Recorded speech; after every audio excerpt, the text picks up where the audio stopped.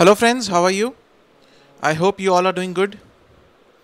So let's continue with our discussion on standard costing. So one of the most important chapters and one of the most important in terms that you need to understand the small things in this chapter, right? So what we have been discussing about, we were discussing about the material variances. Let's quickly revise what we have studied. In the last lecture, we studied about three variances, that is the material cost variance, price variance and quantity variance. So in that, what we studied? Direct material cost variance. Okay, first we will prepare the table, right? So the first step in any question of standard costing will be to prepare the table. How the table is prepared for the material variances? Standard quantity for actual output, right? Whatever is the actual output, according to that output, what are the standards? Then standard price, after that standard cost, then actual quantity, actual price and actual cost, right? Why the standard quantity for actual output is calculated? So that we are able to compare with the actual quantity. Whatever the actual quantity is used, that is for the actual output. That is why the standards are also set for the actual output. Only then we will be able to compare them, right? After that, direct material cost variance is standard cost minus actual cost. Standards are set before we start any procedure, right? The actuals are identified after the completion of the procedure. That is why we say what are the standards that we planned for and minus what are the actuals. From there you will get the variances. So if the variance is in negative, it is adverse, right? Or if this value is positive, it is favorable. This is how we will write it. After that, we studied about the direct material price variance. Price variance is what is the difference in the price or what is the variance due to the price, standard price minus actual price. Now it is to be applied on actual quantity used or purchased. Clear? So again, if it is negative, it is adverse, and if it is positive, it is favorable. Now this variance says that whatever the actual quantity you have used, on that actual quantity, if you apply the standard price, then what would have been the standard cost? And if you apply the actual price on that actual quantity, what is the actual cost? The difference between that two due to the price, right? On the actual quantity, whatever the actual quantity you have purchased, on that actual quantity, what is the variance due to the price? After that, the third one, we studied about the direct material quantity variance or direct material usage variance, right? Then we say standard quantity minus actual quantity multiplied by standard price.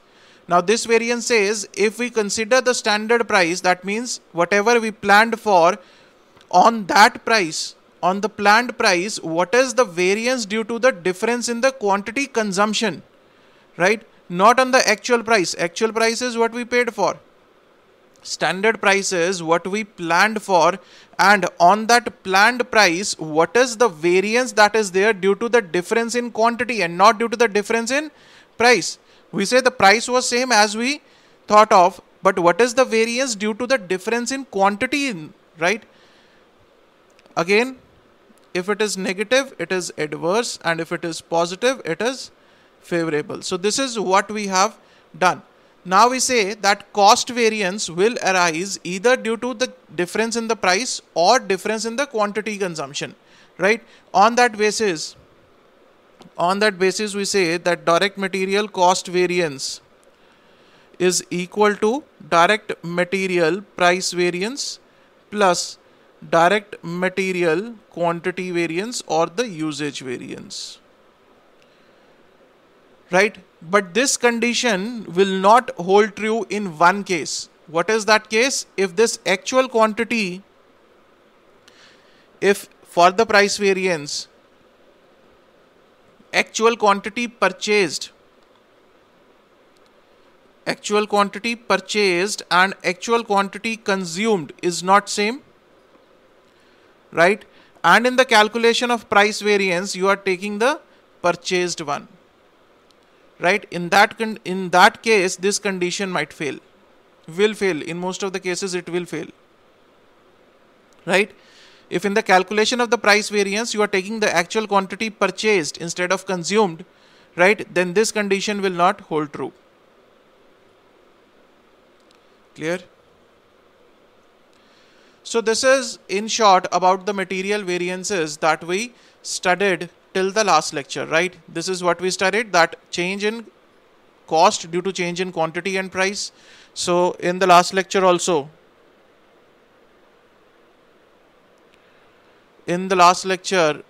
I gave you these examples, that how to solve the questions in that, right? This is how we prepared.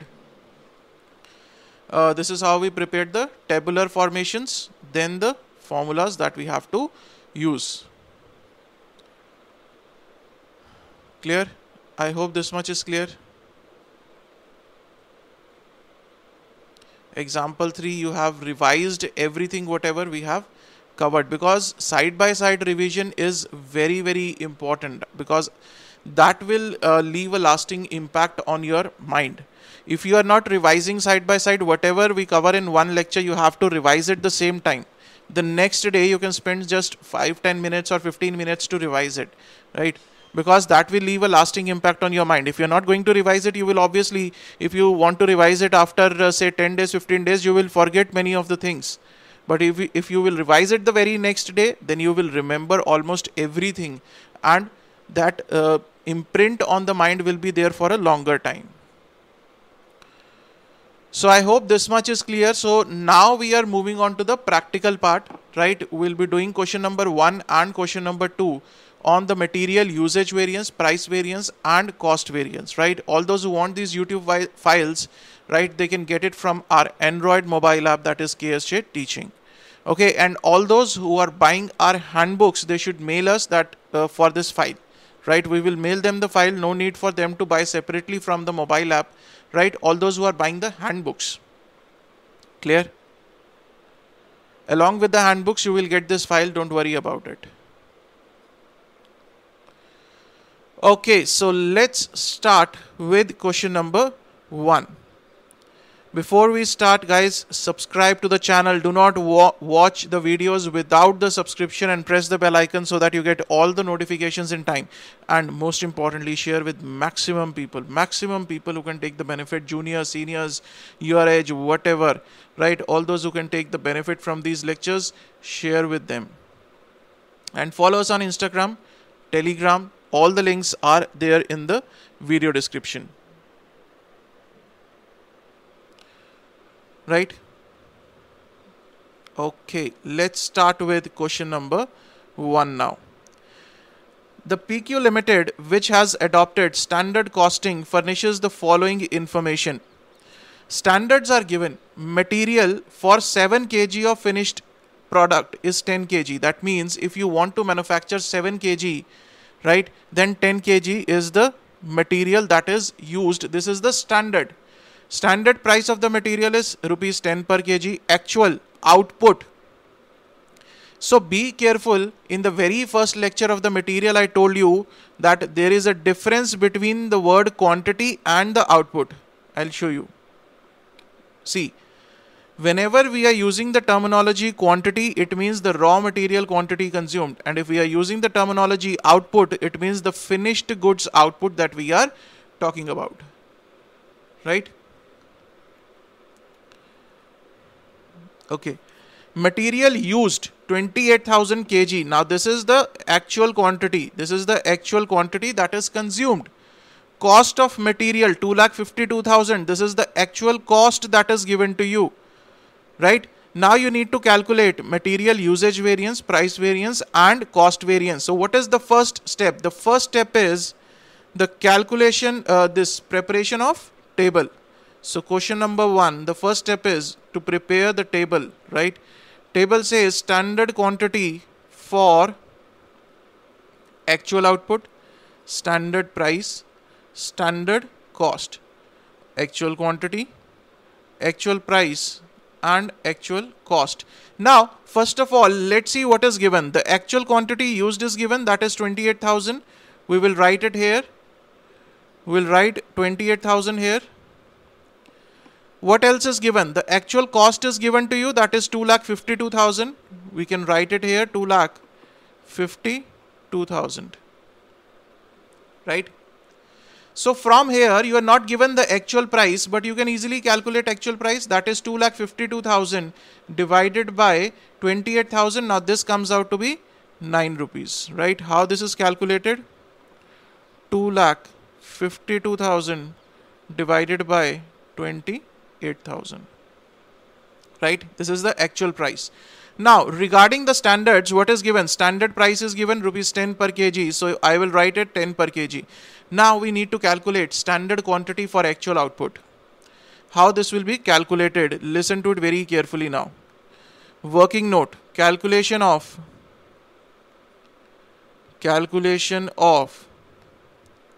standard quantity for actual output. How it is to be calculated? Read the question carefully. They say, what are the standards? Standards are given for 7 kg, not for 1 kg. Standards are given for 7 kg, that for every 7 kg, 10 kg is being used. Now, what is the actual output? 21,000 kg. That means you need to calculate the standards for 21,000 kg. Right? So, how you will do it? Say, the question says that for every 7 kg, for every 7 kg of output, how much of the raw material is being used as per the standards, right? The standards are that for every 7 kg, 10 kg will be used. And we need to calculate for how much? The actual output is 21,000 kg. Right? This is the standard that is given to you. This is the actual. Right? So the standard says that for 7 kg, 10 kg of the raw material will be used, 7 kg of finished output. Right? This is my FG. This is my RM. For 21,000 kg, I can say 10 divided by 7 multiplied by 21,000. So this comes out to 30,000 kg. Now this 30,000 kg is the standard quantity for this actual output of 21,000 kg. Clear? So here I will write 30,000. So what is the standard cost? Standard cost is 3 lakh. Clear? So our table is complete. The first step is the completion of table. Let's move on to the calculation of the variances now. First is direct material cost variance. That is standard cost minus actual cost. So what is your standard cost from the table? 3 lakh minus 2,52,000. Right? So this comes out to 48,000 favorable. Obviously, we planned for an expenditure of 3 lakh, but we have been able to complete it with an expenditure of 2,50,000. We have saved 48,000 rupees. Right? So after, see, now the difference in the cost can either be due to price or due to the quantity consumption. In this case, what is the scenario? Sir, in this case, the change in the cost, the difference in cost is due to the price also, because the standard price is 10 and the actual price is 9, and due to the quantity consumption also, because the standard quantity for actual output was 30,000, whereas the actual quantity is 28,000. Right? So let's see direct material price variance. It is standard price minus actual price on which quantity? On actual quantity. Right? What is standard price? 10 minus actual price 9 on actual quantity, that is 28,000. So this comes out to 28,000 favorable. Right? Obviously favorable, sir. We thought of that the selling standard price will be 10 rupees, whereas the actual price was 9 rupees. We saved 1 rupee for 28,000. That is the quantity that is consumed. We have saved 1 rupee for that quantity. Right? After that, direct material usage variance or quantity variance, that is standard quantity minus actual quantity multiplied by selling price. That whatever the price we planned for, on that planned price, what is the variance due to quantity consumption, not due to price. Not due to price. The price is what we planned for, but what is the variance on that planned price due to the quantity difference? So that will be standard quantity 30,000 minus actual quantity 28,000, right, multiplied by standard price, that is 10. So this comes out to 20,000 favorable. Now let's see the condition. Sir, direct material cost variance is equal to direct material price variance and usage variance. We say that direct material cost variance is equal to direct material price variance plus direct material usage variance, right? What is direct material cost variance? 48,000 favorable equal to what is price variance? 28,000 favorable. One second. Price variance is 28,000 favorable plus usage variance 20,000 favorable. So the total is 48,000 favorable. Clear? This condition will always hold true. Any doubts in this question? I hope this question is clear. Very simple question. The only thing important in these questions is the calculation of standard quantity for actual output. Rest, most of the things will be given to you in the question itself. Most of the things will be given to you.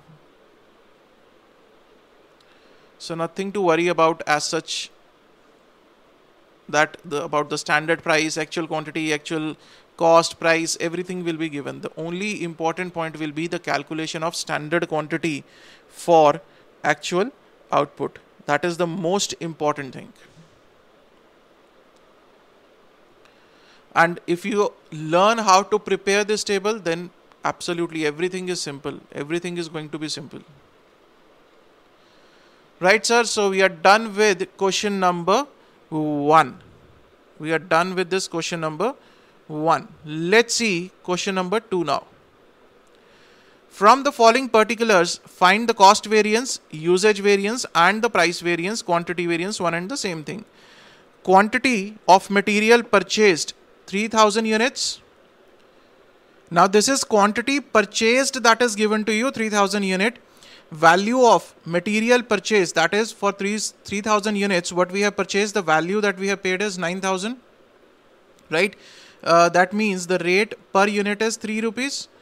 Standard quantity of material required per ton of finished product is 25 units, right? So this is the standard quantity that is required for 1 unit of finished product, 25 units. Standard rate of material rupees 2. Opening stock of material is nil, but the closing stock of material is 500 units. Finished production during the period. Finished production during period is 80 tons. This is the actual output, right? This is basically actual output that is given to you. Now, see, in this case, material purchase is 3,000 units. Material purchased is 3,000 units, right? And also it is given that there is a closing stock of material at the end of the period. Closing stock 500 units. That means what is the material consumption? 2,500. This is material consumed, right? This is material consumed 2,500 units. Clear? So now you are required to calculate the cost variance, usage variance and the price variance. Let's see.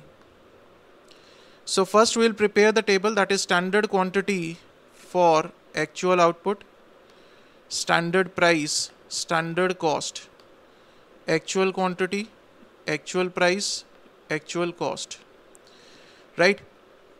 What is given to you? Now the thing here is, if we talk about actual quantity, we need to take the actual quantity used or actual quantity purchased. Now there is a difference between purchased and used. You can take any. I will start with used part, right? I will say actual quantity used is 2500. What is the actual price? Actual price is 9,000 divided by 3,000 units, that is 3 rupees. This is the actual price, right? How this is calculated? 9,000 rupees divided by 3,000 units purchased. Clear? So actual cost is 7,500. Standard price is given as 2. Now what about the standard quantity for actual output? For 1 unit, 25 units is the standard quantity, and we have manufactured 80 units, right? So what will be the standard quantity for actual output? This will be 25 multiplied by 80 tons, right? That comes out to 2,000. Standard cost 4,000. Now alternatively, here in actual quantity you can take 3,000 also. This is an alternative. You can take 3,000, 3 and 9,000. If you want to use the actual quantity purchased, you can take it this way also. Clear? Now coming to the variances. Direct material cost variance. That is standard cost minus actual cost, right? Now I will be using this part. I will be using the used part. So what is the standard cost? Standard cost is 4,000, right? Minus actual cost is 7,500. So this is 3,500 adverse, right? Now remember one thing, in the direct material cost variance, when we are calculating the actual cost, it will always be for the consumed part, right? It will always be for the consumed, because we are comparing for whatever we have consumed, right? What is the standard cost for whatever? See, actual output 80 tons. If there is an actual output of 80 tons, that means this is related to the material consumed. Some material was consumed, only then this 80 tons is manufactured, right? So standard quantity, if we are calculating for 80 tons, right? So the actual quantity, whatever the consumption is for that 80 tons, what is the consumption? 2,500 units. So it will always be for the consumed and not for the purchased. Be careful in this thing, right? After that, direct material price variance. This is standard price minus actual price multiplied by actual quantity. What is standard price? 2 minus 3 multiplied by actual quantity. Now here I will first calculate it with 2,500, right? So this is 2,500 adverse, or you can calculate it as 2 minus 3 multiplied by quantity purchased, right? In that case it will be 3,000 adverse, right? I have given you both the alternatives. You can calculate by any. After that, direct material usage variance, that is standard quantity minus actual quantity multiplied by standard price. What is the standard quantity? It is 2,000. Actual quantity 2,500. Again, you have to see the actual quantity consumed. Always consumed, right? Not the purchased one here. Multiplied by standard price, that is 2. So this comes out to 1,000 adverse. Clear? Now see, we say that direct material cost variance is equal to direct material price variance plus the direct material usage variance. So what is direct material cost variance? That is 3,500 adverse. 3,500 adverse. Price variance is 2,500 adverse plus the usage variance is 1,000 adverse. So this holds true. But if you are using this actual quantity, because in this case the actual quantity is not equal to consumed quantity, so if you are going to use this actual quantity of 3,000, what will happen in this case? In this case, your direct material cost variance is not going to change, that is 3,500 adverse. Price variance will be 3,000 adverse, and here it will be 1,000 adverse. Now this is 4000 adverse. That means this will not hold true, right? This will not hold true. 3500 adverse. So this is what I told you, that in case there is a difference between the purchased quantity and the consumed quantity, right? And while calculating the price variance, you want to use the quantity purchased. In that case, this condition will not hold true. That direct material cost variance is equal to direct material price variance plus direct material usage variance. In this case, this condition will not hold true. Your answer will be correct. Your answer will be correct. From examination point of view, your answer will be correct, because in the examination you are not required to prove this, right? This is just for our knowledge, for our understanding. This is not to be proved in the examination. So in the examination, even if you are using for the price variance, if you use this, right, actual material purchased, if you use this, your answer will be absolutely correct. From examination point of view, you will get full marks, right? Now, to be on safer side, what you people have to do in the examination is, whatever you use, whether you are using the material purchased or material consumed, give a note at the bottom of the solution that for the calculation of the price variance, we have considered the actual quantity consumed or actual quantity purchased, only in case there is a difference between consumption and purchase. Give a note, right, to be on safer side, so that the paper checker gets an idea that you are absolutely clear about the concepts, right? Give a note at the bottom that for the purpose of, for the calculation of direct material price variance, we have taken the actual quantity consumed or actual quantity purchased, right? So with this, we are done with question number 2 also. Sir, is the material variances over? No, the material variances are not yet over. 2 major material variances are still there, right? The next lecture is going to be very, very crucial, because the next 2 variances that we are going to do are, they are to be understood very technically, right? I'll try to make it very easy for you people to explain those. We have 2 variances, direct material mix variance and direct material yield variance, right? I'll explain you what is the difference in the variances which we have studied, why there is a variance in case of, if we study about the direct material mix variance, why there is a difference if we study about direct material yield variance, how to calculate it. We'll solve the practical problem on that also, because that is the most important one. Most of the times in the examination, you will get a question where you will need to calculate the mix and yield variance, right? Whatever we have done, these are the basic questions. Now we will be moving on to the advanced level, where we need to calculate the mix and yield. And as I told you, that if you are able to understand material variances, then next of the variances will be very simple, right? Direct material yield and mix variance. So we'll start with the yield variance in the next lecture, right? Easy one, but little bit technical, to be understood very, very carefully, right? So see you guys in the next lecture. Till then, stay safe, stay healthy, keep sharing, keep studying. Thank you so much.